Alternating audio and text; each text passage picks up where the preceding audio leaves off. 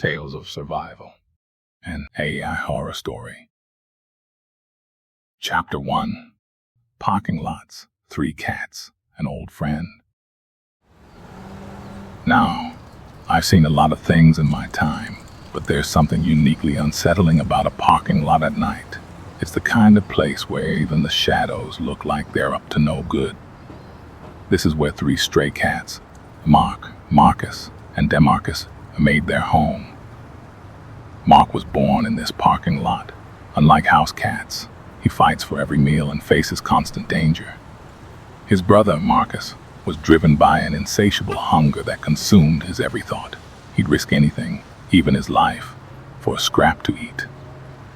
And then there was Demarcus, sweet, clumsy Demarcus. He was as graceful as a brick and about as sharp as a spoon.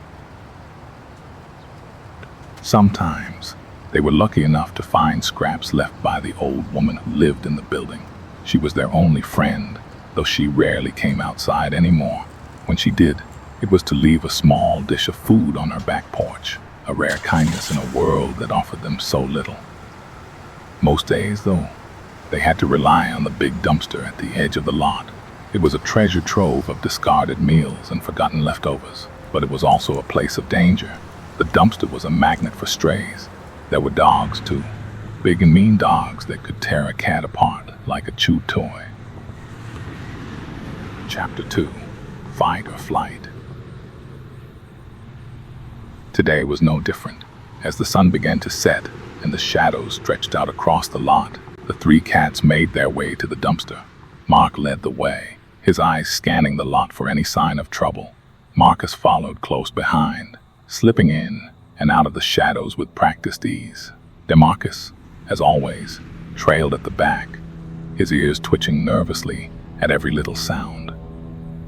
When they reached the dumpster, Mark jumped up onto the edge and peered inside. It was a good haul of half-eaten burgers, cold fries, and a few chicken bones that hadn't been picked clean. He let out a low meow, signaling to Marcus and Demarcus that it was safe to climb up and join him. They ate quickly, taking as much as they could carry in their mouths before retreating to the safety of the shadows beneath a nearby car. It was a well-practiced routine, one they had repeated countless times. But tonight, as they huddled together under the car, gnawing on their spoils, something felt different.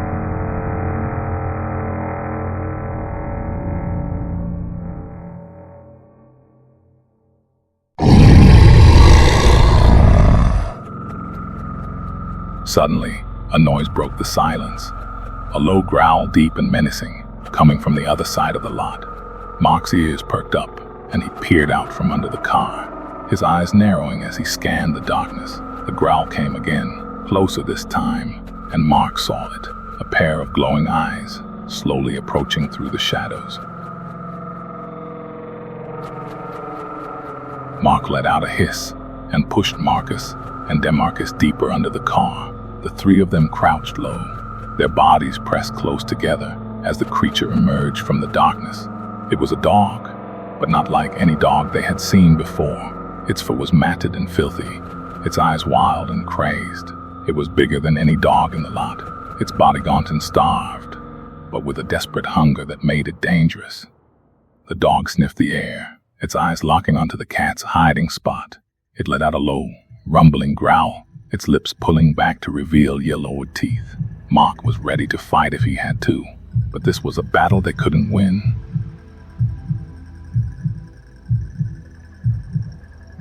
As the dog began to creep closer, a sound echoed through the lot.